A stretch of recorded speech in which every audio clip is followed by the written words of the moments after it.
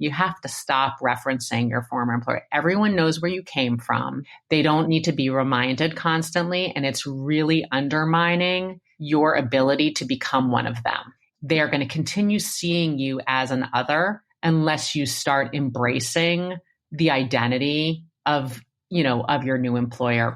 This is the Rebel HR Podcast, the podcast where we talk to HR innovators about all things people leadership. If you're looking for places to find about new ways to think about the world of work, this is the podcast for you. Please subscribe from your favorite podcast listening platform today and leave us a review. Rebel on, HR Rebels.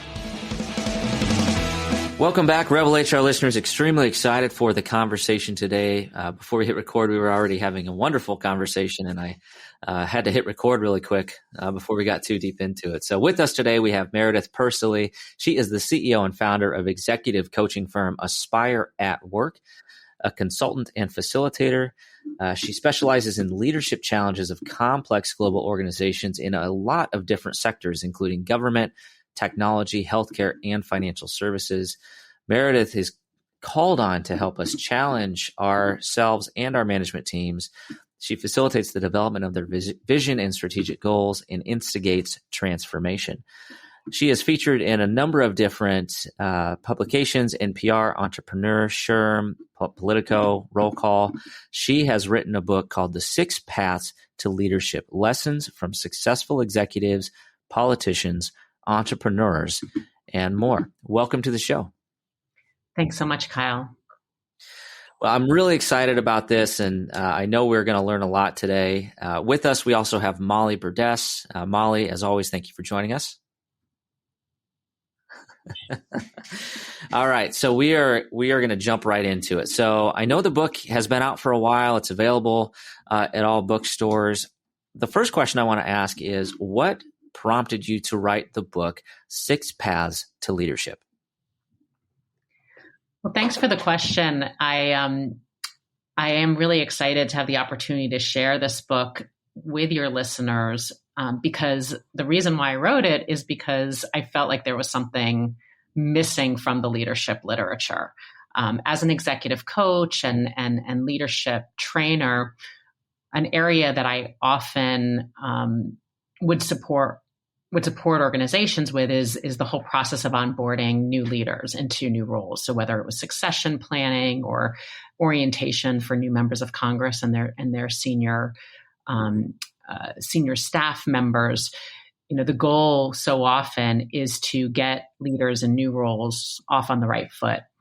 And what I was noticing is that the attributes that would be highlighted and the strategies for getting off on the right foot were equally applied across contexts. And yet, what should be done in the first month of an elected member of Congress's new role is entirely different than a new senior vice president who was promoted into that role, having worked his or her way up through the organization over a period of time. I was also working with family business leaders, and when the torch would be passed from generation 1 to 2 to 3, again, very different ways to think about those first months in leadership. So, along with my co-author Mark Clark, who's a professor at American University Kogod School of Business, we identified, researched, and validated 6 different paths into leadership positions, and set out to provide those distinctions to our audience, right? To leaders, to HR executives, everyone who supports leaders in getting off on the right foot. And so, I'll be happy to talk about those 6 different paths. First of all, I just have to say I love this topic, and I completely agree. This was missing in so many of the leadership books. I feel like I've been asked so many times, like, well, what kind of leader are you? And it's like, well, it depends on what kind of leader I need to be at the time. And I think you said it earlier before we started recording, but context is so important when it comes to leadership. So kudos to you for identifying what was missing and writing about it. I definitely appreciate it. Thank you for that. I think it's a really interesting approach. And I think that one of the things that's really interesting is you've really done a lot of research on, some of these insights, some of these distinct paths as you describe them in the book. So can you just walk us through, what those paths are and maybe what some of the insights you found as you were writing this book? Absolutely. So let me just start with, what the 6 paths are. Some of these might be totally obvious and some might be new for some of your listeners. But the first path is the most common one we hear about, the promoted path, right? We also call that one the insider path because that is the main differentiator for the promoted path. You are coming up from the inside, the culture, the players, the work, right? That's the first path. The second path then is, of course, the outsider path, most likely the second most frequented by your listeners, right? And that outsider path or hired from the outside, key differentiator there, we are probably hiring someone from the outside for that leadership position because we don't have the skills, expertise on the inside. As HR leaders, your listeners know that those tend to be more expensive, but there are tons of advantages and disadvantages for that path as well. The next path, again, I work in the government sector as well, is the elected path. So these are, in so many ways, these are the leaders that are most talked about, right? When we talk about our world leaders, our country leaders, our city leaders, and yet so much of the leadership literature really doesn't apply to the day-to-day challenges of our elected leaders, whose stakeholders, how they got into office, who they represent. The terms of their leadership position are very different, right? Set terms or the idea of re-election that comes into play. We can talk about how that works for and against those leaders as well. The fourth path is the appointed path. So I am based out of Washington, D.C. So those HR leaders around here are going to be more familiar with this path. But in this path, we looked at 2 different types of appointed leaders, the political appointees who have some of the most influential and powerful positions in our country, Secretary of Defense, Secretary of the Army, Secretary of Health and Human Services, where your listeners probably intersect quite a bit, right? Very, very powerful positions running organizations of thousands of employees, but also implementing policy. And that path we actually called the proxy path because so much of their power comes from the principal whom appointed them. So we have promoted, outside hire, elected, appointed. The final 2 paths are the creator path or the founder path, right? Those are the individuals who, the entrepreneurs, right? They start a company. Now, when you first start a company and it's you and your buddy, I don't know that we can actually call that a leadership position, but certainly we see over time as successful entrepreneurs grow their businesses, they become extremely influential leaders. And in fact, in today's world, they're some of the most notable leaders, right? Whether, we're talking about Elon Musk, Mark Zuckerberg, and certainly other leaders from the past who become, high profile leaders. So those are the creators. And then the last path is called the family legacy path. And that's where we get into leaders of family businesses. Interestingly enough, when we first started researching that path, and it was, by the way, my favorite path to research. I learned more about the family legacy path than anything else, and really grew my empathy for people in that path. But we initially wanted to call it the inherited path. And that did not go very well with the people we were interviewing, which actually says a lot about the path itself, right? The individuals who take over family businesses, they don't see it as something that they simply inherit. They actually work quite hard, oftentimes competing against other family members to hold those family legacy positions. Nevertheless, they have an awful lot of responsibility and challenge by being part of that legacy. So those are the 6 paths that we identified, and So far, we haven't found, and the only other path that we considered exploring was the purchased path, right? Which was basically you buy a business and then you kind of elect yourself head. But we saw that path as having a lot of overlap with usually the outsider path or even the founder path.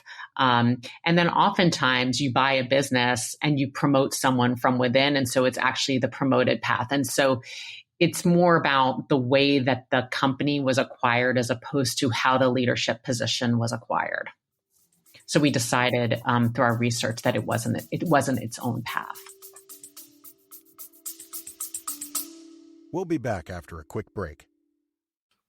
And so used to having everything in front of them right away that we forget that innovation just takes time. I myself, I get frustrated too. Why? And you know, this is being one of my best friends is, hey, I talk to you all the time. Hey, man, I'm frustrated in the fact that I can't seem to just get there in the next day. But that's just not how these things work, right? Innovation needs to be planned out. It needs to be very methodical. And then when it finally hits, that's when it seems like to everyone else that it sort of just came out of nowhere. But to you, you know the amount of dedication that it took over that time.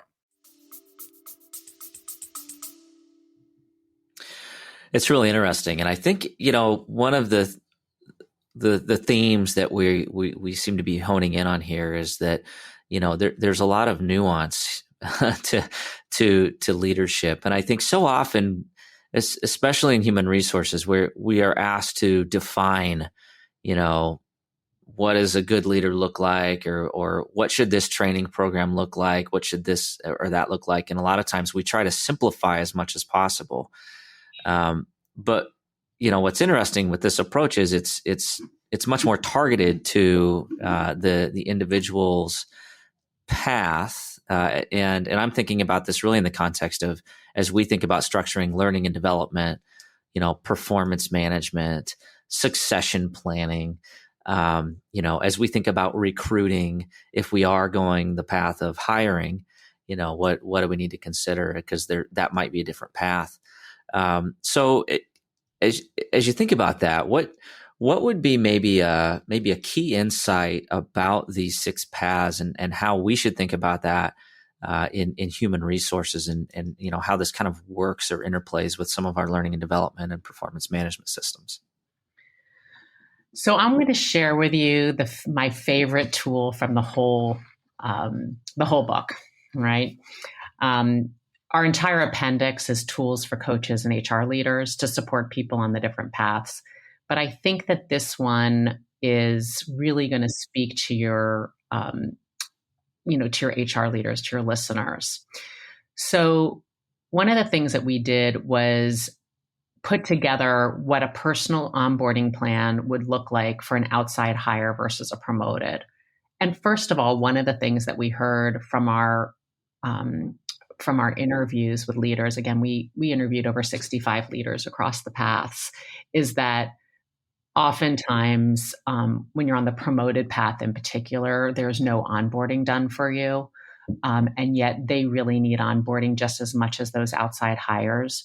But the point we were trying to make is that onboarding should look very different for an outside hire and for a promoted. And so, you know, you almost as in L&D, there's like a Venn diagram. Let's say you're onboarding a whole cohort of leaders. We need to think about what are the things that both of these groups need, outside and inside, as well as, you know, what do they both need, but then what might they need that's different. And so I'm just going to go through a few of these that would be in the onboarding plan. So for an outside hire, you would need to learn the corporate policies and procedures, right? New for them. For the promoted, you need to identify the norms and practices of the new forums that you're going to be part of, meetings, decision-making processes, et cetera, right? So as a director, you may have been, there were certain norms, now you have new norms.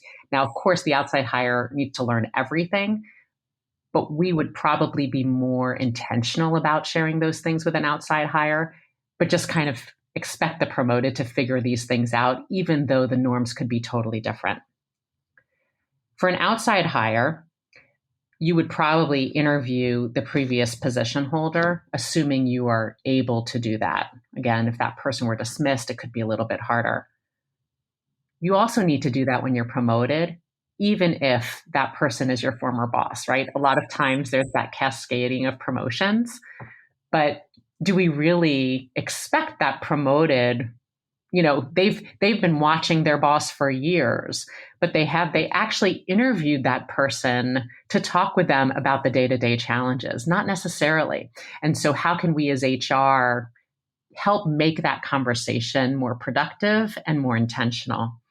For an outside hire, there's a job description included in the hiring process. For the promoted, sometimes we need to write the job description and confirm assumptions with the stakeholders, right? Because you might make a lot of assumptions about what that job includes, once again, based on how your former boss did it. But that doesn't necessarily mean that's inclusive of all of the expectations, right? And so, again, how can we in L&D and HR help to almost maximize the expectations or change those expectations? And maybe that person is retiring and folks are seeing this job in a totally new way, right? So helping to challenge those assumptions.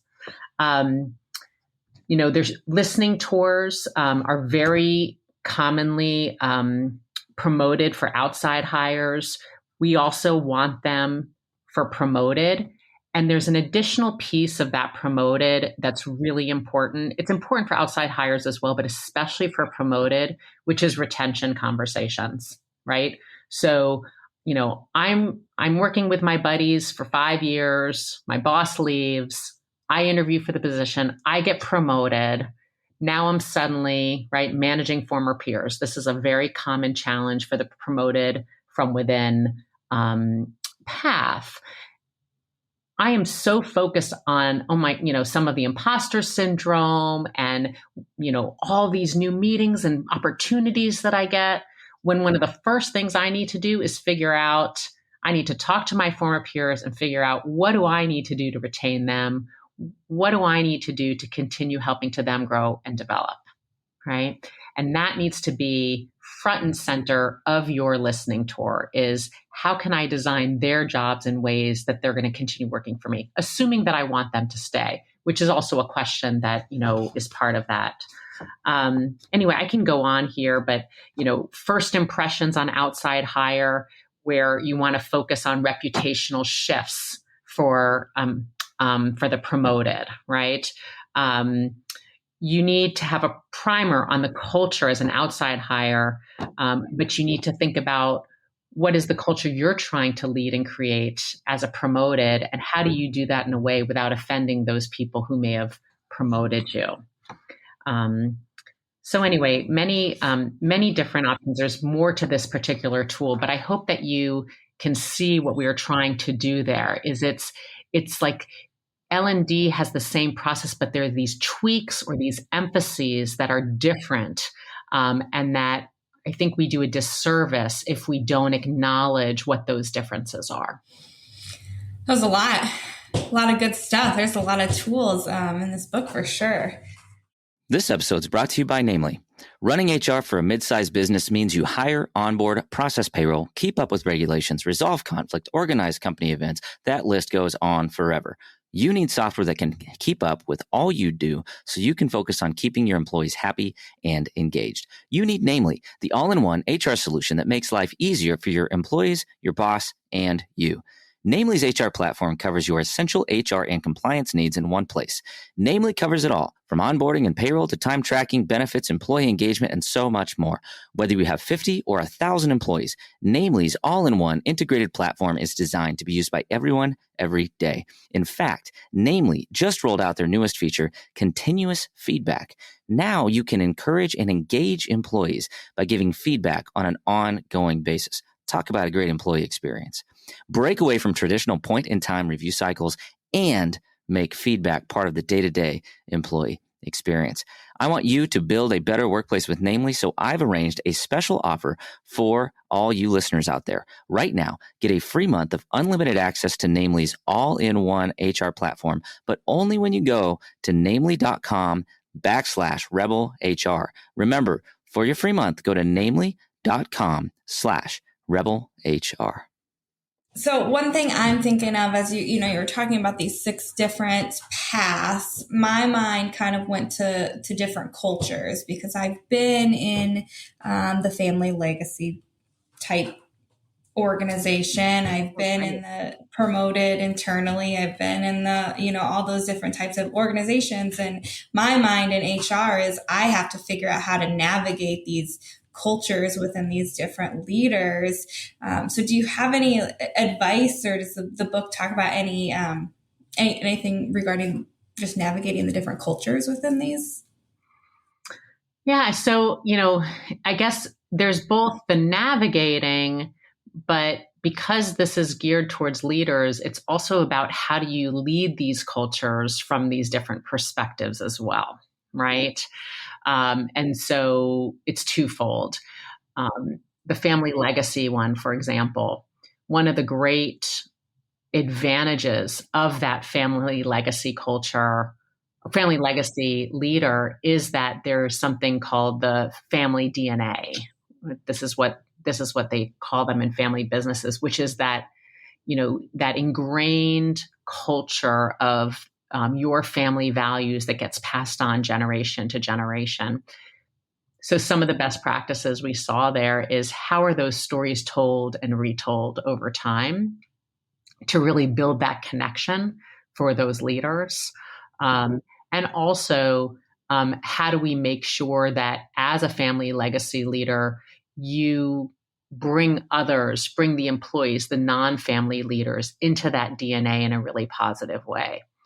Now, sometimes that next generation needs to update that family culture a little bit.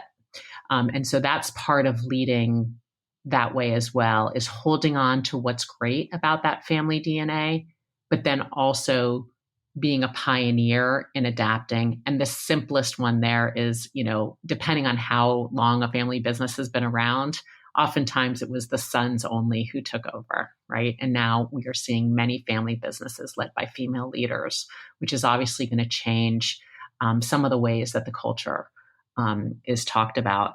I think in terms of learning the culture, again, there's this interesting balance around learning the culture, adapting to the culture, and then being a change agent around the culture. And for each of the different paths, there's different challenges around being a change agent around culture. In the case of the appointed leader, for example, their culture is driven by their principle. And so understanding the values and the intentions of the principle, because part of your duty as an appointed leader is to reinforce that and implement that. As an elected leader, it's about searching within to really identify, your vision of service and thinking about the type of culture that reflects your personal brand, because a huge part of the elected leader is that your product is you. It's not, it's not a widget. It's not a service. And so doing that self-reflection work to know what you stand for, the culture you want to create in your office, so that your staff is reinforcing your personal brand and culture with the various constituencies. When it comes to the creators, right, the founders, some of the great stories that we heard there was similar to the elected leader, actually. Those two tend to have a lot more similarity, but, you don't have to implement somebody else's culture. You get to drive the culture that you want to create. And so doing that, again, that self-reflection work early on, what are your values? And we interviewed a female leader who, for her, work-life balance and family was absolutely critical. And so, unlike every job she had held previously, she made sure that any kind of forced fun activities were always done during work hours so that they wouldn't affect people's, children responsibilities. On the insider and the outsider, again, really thinking about this change agent idea is really important. And what we talk about there's so many things there. I'll try to be brief here, but I'm really, really passionate about this one in particular, which is that when you're promoted, you are often promoted because you are a good cultural fit. But as a leader, you have to question the culture, right? You have to think about what is going to bring our organization forward. And you're well positioned because you have that credibility to start asking some of those questions.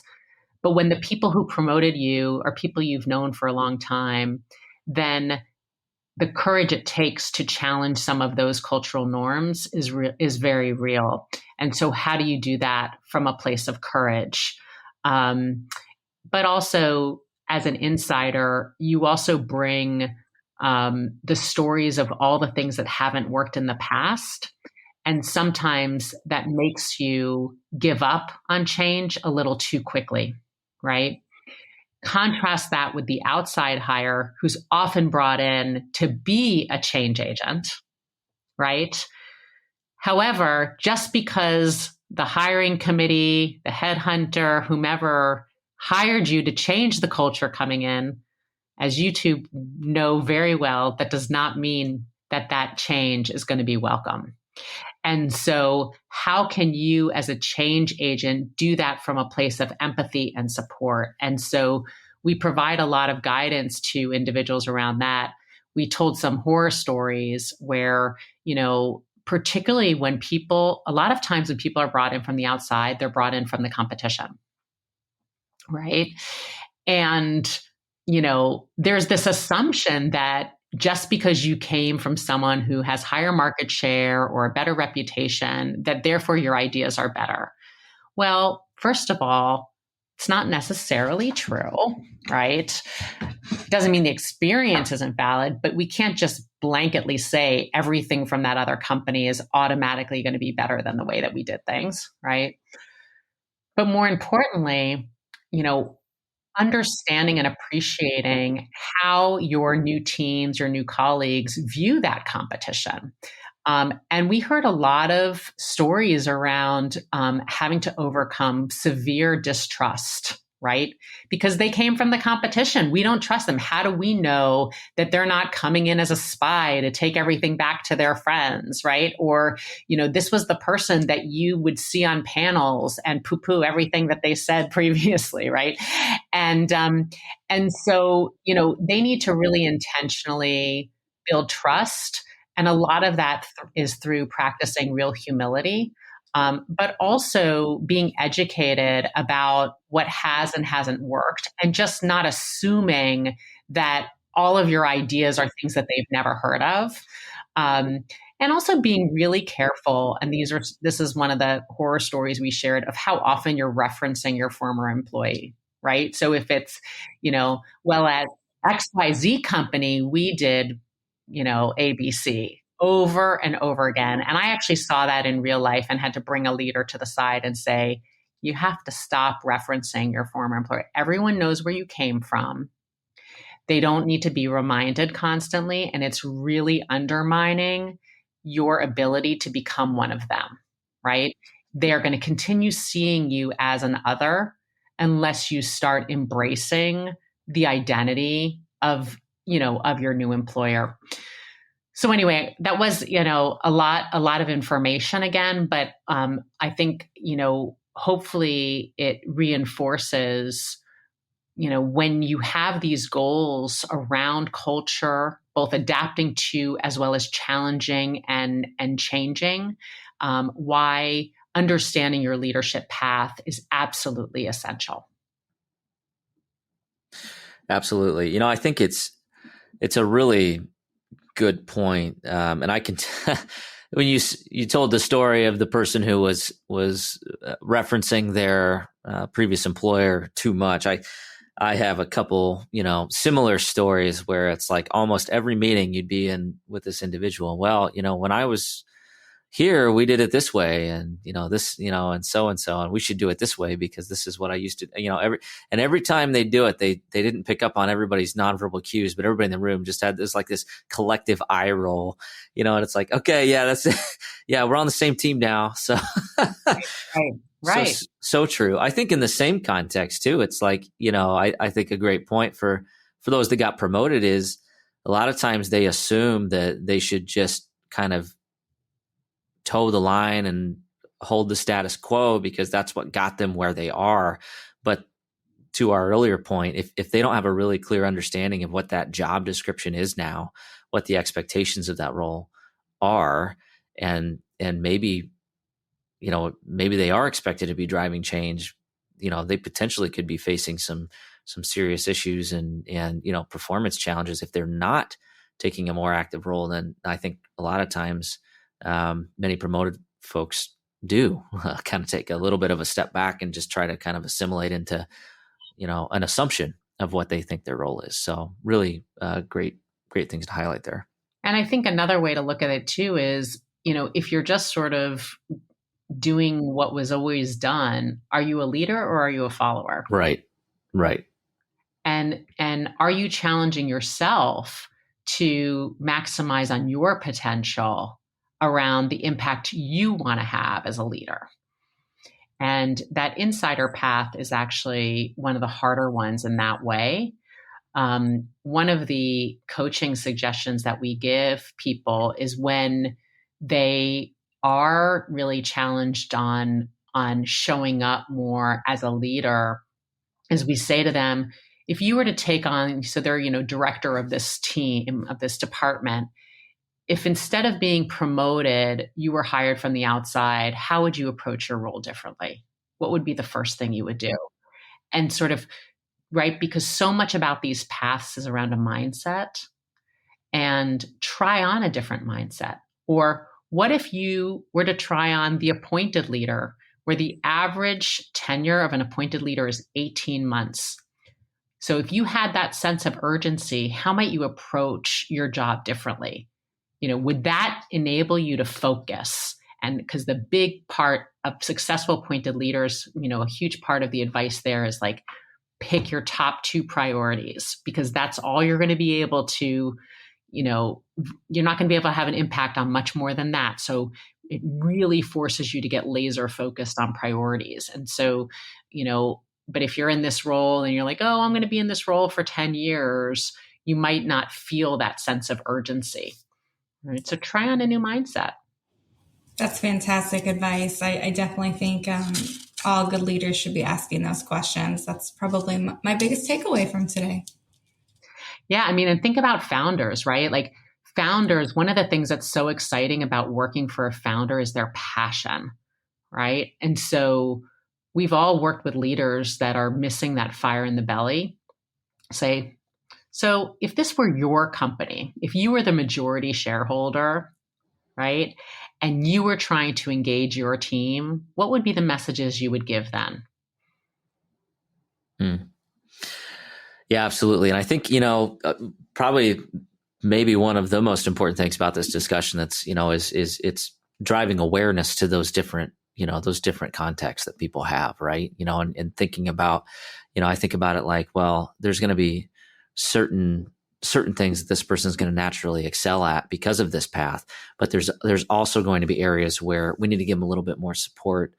They might struggle in this area or that area, specifically because they don't have, a deep social network with the company already, or because they don't have the trust because they're coming from a competitor. Those, just being aware of that as we think about, onboarding and bringing people on and bringing people up, and, preparing some of these, these structures and systems in our organizations, I think are just so important. So yeah, it's great content. Yeah. And as an HR practitioner, I think we can take these tools and really help guide and be a mentor for these leaders within our organizations. Also ourselves, of course. Yeah. Absolutely. And we have reflection questions at the end of every path chapter that are great places for HR leaders to start, is just to ask them those questions to help them to do the reflections that they need to do around their path. Absolutely. Well, this has just been a wonderful conversation. We're coming to the end of our allotted time here. And I want to make sure that we get a chance to do the Rebel HR Flash Round. So we're going to shift gears. And I'm going to ask you question number 1. Where does HR need to rebel? Wow. Well, I almost feel like these past few years have been so challenging for HR that that to make yet another ask of them is really a lot. That said, I think that that they need to really challenge themselves around what needs to be customized and what needs to be one size fits all. Leadership really does require greater customization. And so HR needs to get those resources to support leaders in a more customized way. That would be my answer. I love that answer. I couldn't agree more. To both parts. Right. Hey, you know what came into my head was the Elton John song, "I'm Still Standing," after it's been 2 years, still here. Yeah, absolutely. I mean, one of the positives of all of these challenging years is that at least I'm seeing, the importance of HR and the responsiveness of HR was just completely in the limelight, right? I mean, what organizations pulled off in terms of turning in-person workforces into virtual was, between IT and HR, it could not have been done. And it was really quite heroic efforts that I think organizations are recognizing. Yeah, I agree 100%. Great moment for us to step up and do what we are supposed to be doing. So question number 2, who should we be listening to? We have to listen to young people. They are challenging our organizations. Their expectations of employers are different. And we have to really listen. Otherwise, we're going to be stuck with an aging workforce in our companies, and we're not going to be able to fill essential positions. So we can't just go through the exercise. We need to really listen to them. Absolutely. If we don't, I can tell you what's going to happen. They're not going to want to work for us anymore. So, which I think we're seeing a little bit right now. It drives me nuts when I hear somebody say, well, this generation does this. It's like, okay, but what are we going to do about it? Let's change our thought process with this, and let's make it a positive one. You can't fight the changing demographic. So you have to, practice that growth mindset and really try to understand.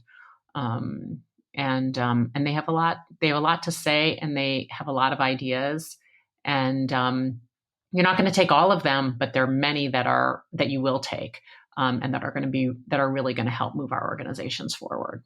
Absolutely. All right. Final question. How can our listeners connect with you?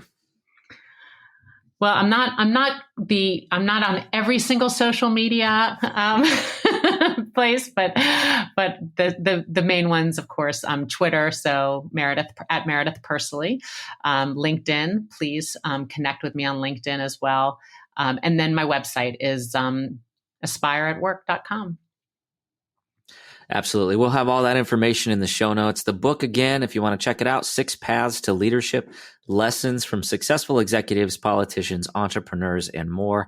We'll have a link to the book as well in the show notes. So Meredith, it's just been a wonderful conversation. Really appreciate your time. And thanks for putting this content out there. Thank you. Really appreciated it. Thanks, Meredith. All right. That does it for the Rebel HR podcast. Big thank you to our guests. Follow us on Facebook at Rebel HR Podcast, Twitter at Rebel HR Guy, or see our website at rebelhumanresources.com. We views and opinions expressed by Rebel HR Podcast are those of the authors and do not necessarily reflect the official policy or position of any of the organizations that we represent. No animals were harmed during the filming of this podcast. Baby.